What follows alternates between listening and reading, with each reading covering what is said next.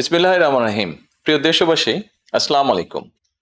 আজকে আমি আপনাদের সাথে একটি বিষয় নিয়ে খুব সংক্ষেপে দুটি কথা বলতে চাই।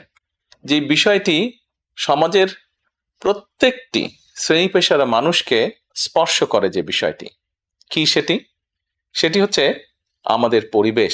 অর্থাৎ আমি, আপনি, আমরা সকলে যে পরিবেশটাতে থাকি সেই পরিবেশটি কেমন, আমার আশপাশটি কেমন।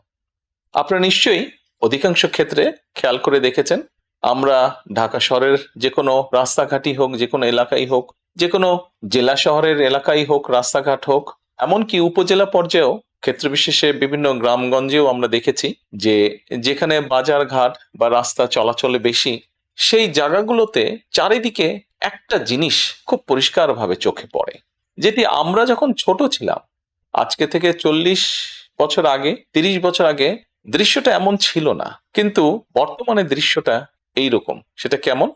চারিদিকে আমার আপনার আমাদের ব্যবহার করা হাতের টিস্যু, অথবা আমার আপনার খাওয়া চিপসের প্যাকেট, অথবা বাসায় ব্যবহার করা রান্নার তেল যে তার প্লাস্টিকের বোতলটি, অথবা আমি বা আপনি পানি পান করেছি প্লাস্টিকের বোতল থেকে সেই বোতলটি, এরকম আরো অনেক ধরনের আবর্জনা যত্র তত্র সব জায়গায় ছড়িয়ে আছে।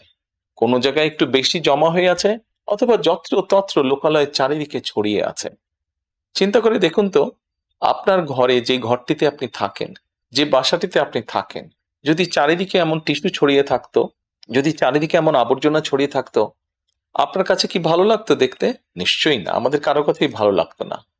কবি তো সুন্দরভাবে লিখেছেন, সবুজ শস্য শ্যামলা আমার এই ভুবন।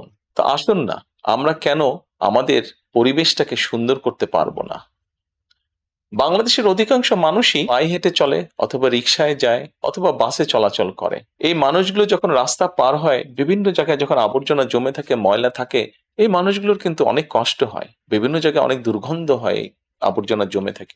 তবে আমরা যদি সকলে মিলে একটু সচেতন হই, আমরা যদি নিজেরা সচেতন হই, যত্রতত্র যদি আমাদের ব্যবহারকৃত আবর্জনাগুলো যদি যত্রতত্র আমরা না ফেলে দিই, আমরা যদি একটি নির্দিষ্ট জায়গায় এই আবর্জনাকে জমা করি এবং নির্দিষ্ট উপায়ে যদি এটাকে পরে ধ্বংস করি, তাহলে যেমন আমাদের পরিবেশটি ভালো থাকবে, ঠিক একইভাবে আমরা আমাদের পরিবেশটাকে সুন্দরভাবে রাখতে পারবো।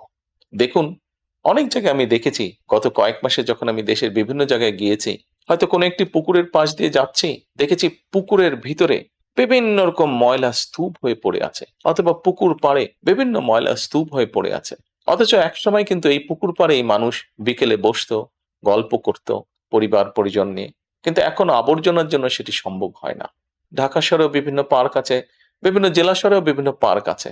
আমরা পার্কগুলোতে যাচ্ছি বিকেল বেলায় পরিবার পরিজনকে সাথে নিয়ে, কিন্তু গিয়ে যখন আমরা চিনেবাদাম খাচ্ছি, অথবা চিপস খাচ্ছি, অথবা বাচ্চারা লজেন্স খাচ্ছে, খেয়েই আমরা জিনিসটা সেখানে ফেলে দিচ্ছি।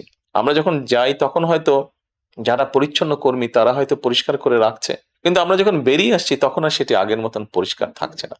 কিন্তু যদি যে পরিষ্কার থাকতো, আপনি যদি পরিষ্কার করে রেখে আসেন, আপনার পরবর্তীতে যে যাবে সেও সেই পরিচ্ছন্নতা, সুন্দর পরিবেশটি উপভোগ করতে পারবে। কাজে আসুন না, আমরা যদি আজকে থেকে প্রত্যেকে সচেতন হই, আমাদের হাতের আবর্জনা বা ব্যবহৃত আবর্জনা যদি নির্দিষ্ট জায়গায় সুন্দরভাবে আমরা গুছিয়ে ফেলি, তাহলে ধীরে ধীরে হয়তো আমরা আমাদের এই বাংলাদেশটাকে আবর্জনা মুক্ত করতে পারবো, সুন্দর একটি পরিবেশ গড়ে তুলতে পারবো।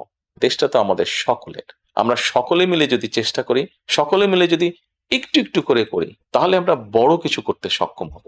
প্রিয় দেশবাসী, আপনাদের কাছে আজকে এই সহযোগিতাটা আমি চাইছি। আমরা সকলে মিলে আসুন, চেষ্টা করি আমাদের দেশটিকে পরিষ্কার সুন্দর রাখতে। আমরা সকলে মিলে চেষ্টা করি আমাদের পরিবেশটিকে সুন্দর পরিষ্কার রাখতে, যা নিশ্চিত করবে আমাদের আগামী দিনের বংশধরদের জন্য একটি সুস্থ দেশ, সুস্থ পরিবেশ। সকলকে আন্তরিক ধন্যবাদ। আসসালামু আলাইকুম।